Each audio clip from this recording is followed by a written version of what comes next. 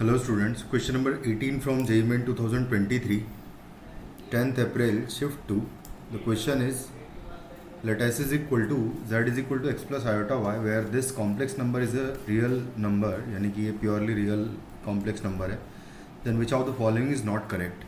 कौन सा करेक्ट नहीं होगा ये निकालना है। तो सबसे पहले तो हम लोग कॉम्प्लेक्स नंबर प्रॉपरली निकाल लें अगर, तो x को हम लोग z को हम लोग x plus iota y substitute करेंगे, तो ये ऊपर हो जाएगा 2z एंड माइनस 2z की प्लेस पर लिख देते हैं 2x प्लस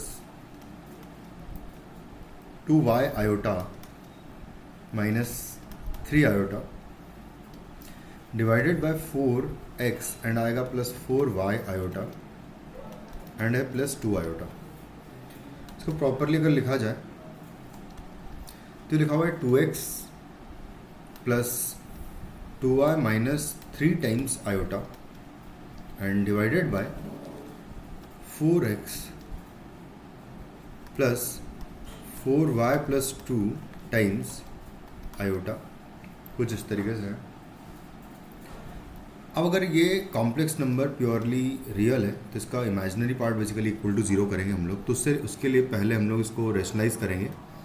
तो 4x minus 4y plus 2 iota से मल्टीप्लाई डिवाइड कर देंगे,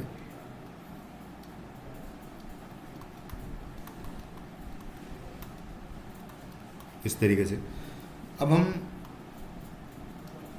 सिंपली यहाँ पर ऊपर अगर देखा जाए, देखो नीचे तो एक होल स्क्वायर आ जाएगा बेसिकली, ए स्क्वायर माइनस बी ए स्क्वायर प्लस बी स्क्वायर बन जाएगा ये, यानी कि 16x square and plus 4y plus 2 का होल स्क्वायर आ जाएगा।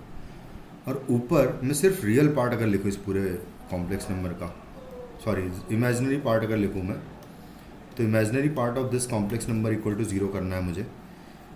तो imaginary part of this complex number will be, जब मैं इनको आपस में मल्टीप्लाई करूँगा यानी कि 2x multiplied by minus times कर देंगे तो 4y प्लस 2, यहाँ से एक तो इमेजिनरी पार्ट आएगा और दूसरा यहाँ से आएगा, तो प्लस आएगा 4x multiplied by 2y minus 3, कुछ इस तरीके से आएगा और इसका वैल्यू इक्वल टू 0 करेंगे। तो यहाँ से बेसिकली मैं कॉमन ले लूँगा x का वैल्यू, 2x कॉमन आ जाएगा बेसिकली।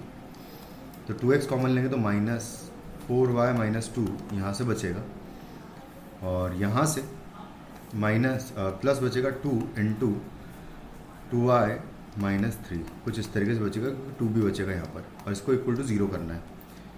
तो ये आ जाएगा 2x इंटू, अच्छा ये 4y से 4y कैंसिल आउट हो जाएगा और यहाँ से कोई कांस्टेंट टर्म ही आएगा basically, minus 2 and minus 6 will be minus 8 is equal to 0। तो ये x का वैल्यू इक्वल टू 0 आ जाएगा। x का वैल्यू 0 आ गया तो ये तो करेक्ट लिखा हुआ है इसका मतलब। उसके बाद फिर हम क्या करेंगे कि जो कॉम्प्लेक्स नंबर ऊपर वाला है, नीचे वाला बेसिकली वो 0 नहीं होना चाहिए, और अगर वो 0 नहीं होना चाहिए इसका मतलब कि ये वाला टर्म बेसिकली, ये वाला टर्म 0 नहीं होना चाहिए, क्योंकि x तो ऑलरेडी 0 हो ही चुका है। बस ये हमको एक और चीज़ मेक श्योर करनी कि भाई ये चीज़ कॉम्प्लेक्स नंबर पूरा 0 नहीं होना चाहिए, पूरा 0 कॉम्प्लेक्स नंबर नहीं होना चाहिए, क्योंकि 4x प्लस, क्योंकि डिनोमिनेटर 0 हो जाएगा वरना, तो 4y iota and plus 2 iota is not equal to 0।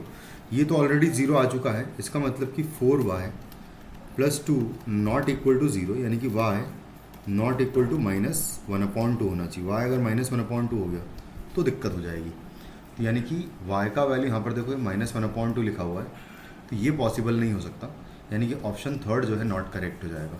यहाँ 0x का वैल्यू तो चलेगा लेकिन y का वैल्यू माइनस 1/2 नहीं चलेगा। Thank you.